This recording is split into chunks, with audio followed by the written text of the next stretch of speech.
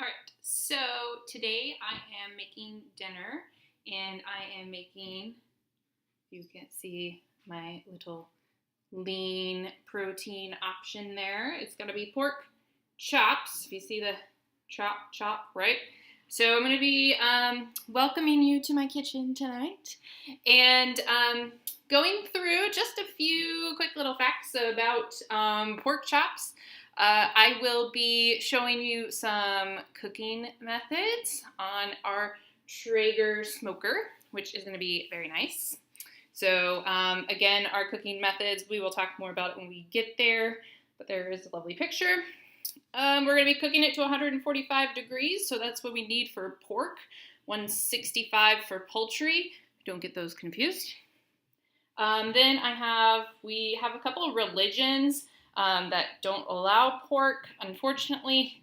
So no bacon for these folks.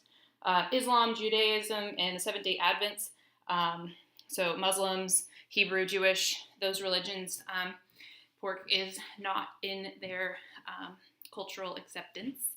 And then we know from our diabetes section that lean protein, it's going to have 7 grams of protein. All the categories have 7 grams of protein. But for lean protein, we have 2 grams of fat.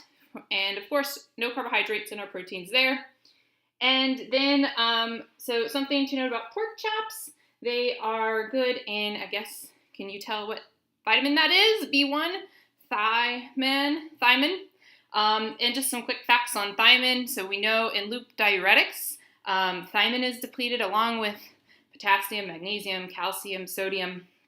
But I thought that was unique because in the diuretics, the thiamine was one of the only B vitamins I saw that got depleted. So interesting fact.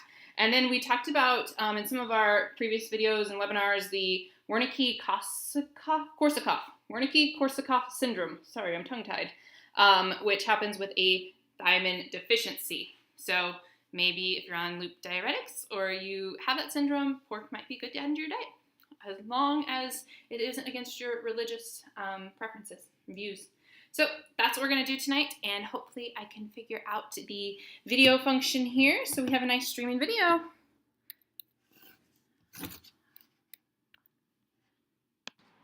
So I'm going to try and show you these pork chops here without getting too many juices everywhere. I kind of opened it already. Some nice Kroger pork chops. As you can kind of see here, we have the inspected and passed by Department of Agriculture. So when we talk about the quality grades versus the wholesomeness of products, so everything has to be passed by the USDA for wholesomeness.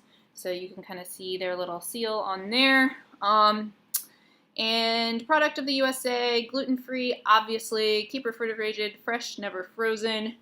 Proudly raised in the USA, all natural fresh pork.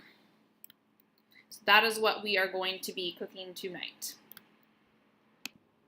All right, so now I've got my pork chops seasoned with some salt and pepper. It's got a thermometer in it, so important to put your thermometer in before you put it on the grill, right?